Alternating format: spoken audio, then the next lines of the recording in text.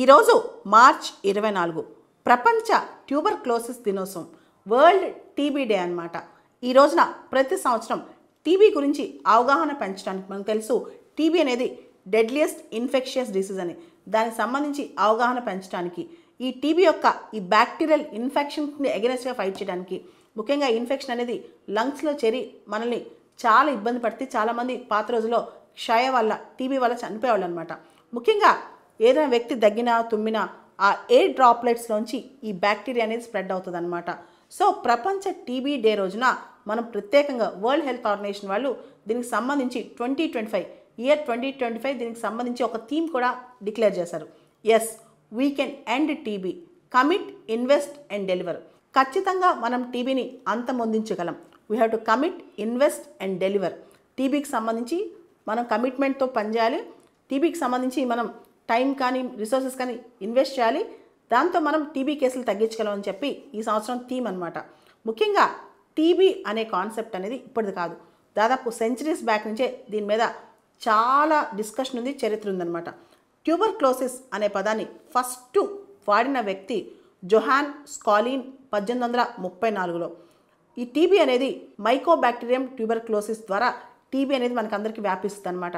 దీనికి సంబంధించి centre for disease control and prevention వాళ్ళు ప్రపంచవ్యాప్తంగా చాలా కొన్ని మిలియన్ సంవత్సరాల నుంచి కూడా ఈ టీబీ అనేది ప్రజల్లో ఉందని చెప్పి చెప్పడం జరిగిందనమాట. ఇప్పుడే కాదు, గ్రీక్లో, హిబ్రూలో, చాలా భాషల్లో టీబీ గురించి చర్చించారు. 16th century 17th century ఆ టైంలో కూడా ఈ టీబీ వ్యాధి గురించి చర్చలో ఉందన్నమాట.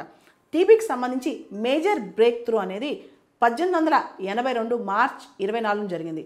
అప్పట్లో డాక్టర్ రాబర్ట్ కోచ్ అని ఆయన మైకోబాక్టీరియం ట్యూబర్క్లోసిస్ని కనిపెట్టారు.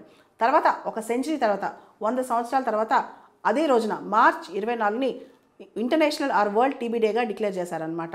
సో ఈ టీబీ గురించి డిస్కవర్ చేశారు, ముఖ్యంగా ఈ మైకోబాక్టీరియం ట్యూబర్క్లోసిస్ని డిస్కవర్ చేశారు కాబట్టి ఈ మార్చ్ 24న ఆ డేట్ని డిక్లేర్ చేశారు. భారతదేశానికి సంబంధించి కూడా టీబీ అంతమొందించడానికి దేశం చాలా ప్రయత్నాలు చేస్తుంది. ముఖ్యంగా నేషనల్ ట్యూబర్క్లోసిస్ ఎలిమినేషన్ ప్రోగ్రామ్ అనేది మనం స్టార్ట్ చేసాం అనమాట. దీనిలో కంప్లీట్గా 80% reduction of TB incidents, 90% reduction of mortality, తర్వాత టీబీ ట్రీట్మెంట్కి అయ్యే ఖర్చు తగ్గించడం కూడా ఈ కంట్రోల్ ప్రోగ్రాంలో ఒక భాగం అనమాట. తర్వాత ఇక్కడ మనం భారతదేశంలో 2022 సంవత్సరంలో ఒక ప్రోగ్రాం లాంచ్ చేసాం, ప్రధానమంత్రి టీబీ ముక్త్ భారత్ అభియాన్ అని చెప్పి. టీబీ ఇన్సిడెంట్స్ తగ్గించడం కోసం, టీబీ ఫ్రీ ఇండియా కోసం మనం ప్రధానమంత్రి టీబీ ముక్త్ భారత్ అభియాన్ కూడా స్టార్ట్ చేసాం. వాటన్నిటితో పాటు టీబీ పేషెంట్స్ ఎర్లీ డయాగ్నోసిస్ చేయటం, త్వరగా టీబీ ఉందని కనిపెట్టడం, తర్వాత పేషెంట్స్ని రీహాబిలిటేషన్ సెంటర్స్కి తీసుకెళ్ళటం, ప్రివెంటివ్ స్ట్రాటజీస్, ఎవరైతే వల్నరబుల్ పాపులేషన్ ఉన్నారో వాళ్ళకి టీబీ రాకుండా చూడటం, దాంతోపాటు ఎయిర్ బోర్న్ ఇన్ఫెక్షన్ కంట్రోల్. మనకు తెలుసు టీబీ అనేది ఎయిర్ డ్రాప్లెట్స్ ద్వారా మనిషికి సోకింది కాబట్టి ఎయిర్ బోర్న్ ఇన్ఫెక్షన్స్ని కంట్రోల్ చేయటం, దాంతోపాటు మల్టీ సెక్టరల్ రెస్పాన్స్, రకరకాల సెక్టర్స్ అందరూ కలిసి ఒక target based approach, stakeholder based అప్రోచ్లో టీబీకి రెస్పాన్స్ ఇవ్వడం అనమాట. దీంతోపాటు టీబీ అనేది కొన్నిసార్లు లేటెంట్గా ఉంటుంది అనమాట. లేటెంట్గా ఉంటే బయటపడరు, వాళ్ళ సిక్నెస్ కూడా కనిపించదు, వాళ్ళు బాగాలేదు, వాళ్ళు ఆరోగ్యం బాగాలేదని కూడా కనిపించదు. కానీ వాళ్ళు తుమ్మినా దగ్గినా వాళ్ళ కాఫ్ కానీ ఈ డ్రాప్లెట్స్ కానీ ఇవన్నీ కూడా ఇతరులకి టీబీ సోకే అవకాశం ఉంది కాబట్టి ఈ లేటెంట్ టీబీని కూడా మనం కనిపెట్టాల్సిన అవసరం ఉందన్నమాట. దీన్నే లేటెంట్ టీబీ ఇన్ఫెక్షన్ అంటారు. సో ఈ బ్యాక్టీరియా అనేది మన బాడీలో ఉన్నట్టు మనకు అర్థం కాదు, కానీ మన ద్వారా ఇతరులకి టీబీ సోకే అవకాశం ఉందన్నమాట ఈ లేటెంట్ టీబీ వల్ల. So risk factors, TB disease ఎక్కువగా డెవలప్ అవడానికి, ముఖ్యంగా యాక్టివ్ టీబీ ఎక్కువగా డెవలప్ అవడానికి ప్రధానమైన కారణం ఎక్కువ టీబీ పేషెంట్స్తో మనం ఉంటాం, బాగా ట్యూబర్క్లోసిస్ క్షయవ్యాధి ఎక్కువ ఉన్న వాళ్ళతో మనం కలిసి తిరగటం, అదేవిధంగా మన ఇమ్యూన్ సిస్టమ్ వీక్గా ఉంటాం, మనకి హెచ్ఐవి కానీ డయాబెటీస్ కానీ క్యాన్సర్ కానీ ఇలాంటివి ఉంటాం.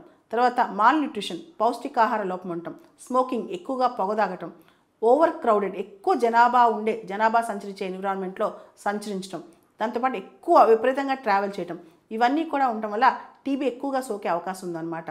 అయితే యాక్టివ్ టీబీ డిసీజ్ అనేది, ఎక్కువగా యాక్టివ్ టీబీ డిసీజ్ ఉన్న వాళ్ళు కూడా బ్యాక్టీరియా ఒకరి దగ్గర నుంచి ఒకరికి స్ప్రెడ్ అవుతూ ఉంటుంది. ప్రపంచ ఆరోగ్య సంస్థ డేటా ప్రకారం ఒక సింగిల్ బ్యాక్టీరియంతో ఇంతమంది చనిపోవడం అనేది, టీబీ అనేది వరల్డ్స్ లార్జెస్ట్ సింగిల్ ఇన్ఫెక్షన్ ఏజెంట్తో చనిపోయే ఒక డిసీజ్ అంట. కాబట్టి దీంతో మనం చాలా జాగ్రత్తగా ఉండాలి. కోవిడ్ టైంలో ఆ 2-3 సంవత్సరాలు కోవిడ్ ఒక సింగిల్ ఇన్ఫెక్షన్ ఏజెంట్తో ఇంతమంది చనిపోవడం అనేది టీబీ వల్లేనంటే ఇదంతా జరిగేది వరల్డ్ హెల్త్ ఆర్గనైజేషన్ డేటా ప్రకారం. దాంతోపాటు 2023లో WHO రిపోర్ట్ చూసుకుంటే దాదాపు 10.8 మిలియన్కి టీబీ ఇన్ఫెక్ట్ అయిందంట. దానిలో 1.25 మిలియన్ పీపుల్ చనిపోయారంట ప్రపంచవ్యాప్తంగా. దానిలో 29% భారతదేశంలోనే. అంటే ఎక్కువ టీబీ డెత్స్ కానీ టీబీ ఇన్సిడెంట్స్ కానీ భారతదేశంలో ఉంది కాబట్టి భారతదేశం టీబీ ముక్త భారత్ మీద కంప్లీట్ ఫోకస్ పెట్టి ఈ ఇయర్ ఎండ్ కల్లా దీన్ని ఎలిమినేట్ చేసే ప్రయత్నం చేయాలి. ఐక్యరాజ్య సమితి యొక్క సస్టైనబుల్ డెవలప్మెంట్ గోల్స్లో గోల్ నెంబర్ 313 టీబీ గురించి చెప్తుంది. 2030 కల్లా టీబీని కంప్లీట్గా ఎలిమినేట్ చేయాలని.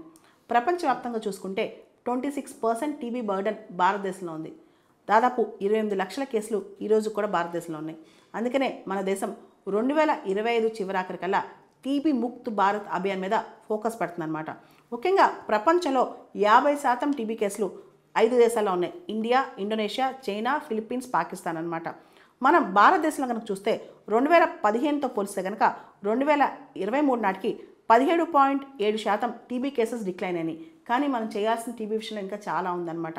ఎందుకంటే టీబీని నివారించగలిగితే మనం హెల్త్ ఇండికేటర్స్లో ఒక మంచి అచీవ్మెంట్ చేసినట్టు లెక్క. కాబట్టి ముఖ్యంగా సస్టైనబుల్ డెవలప్మెంట్ గోల్స్ కన్నా కూడా మనం ఫాస్ట్గా రీచ్ అవుతాం. కాబట్టి 2025 ఎండ్ కల్లా కూడా టీబీ ముక్త్ భారత్ కోసం మనం ప్రయత్నాలు చేస్తాం. అక్కడక్కడ టీబీ కేసెస్ ఉన్నా దాన్ని కూడా భవిష్యత్తులో 2026, 2027లో కంప్లీట్గా ఎలిమినేట్ చేయడానికి ట్రై చేస్తాం.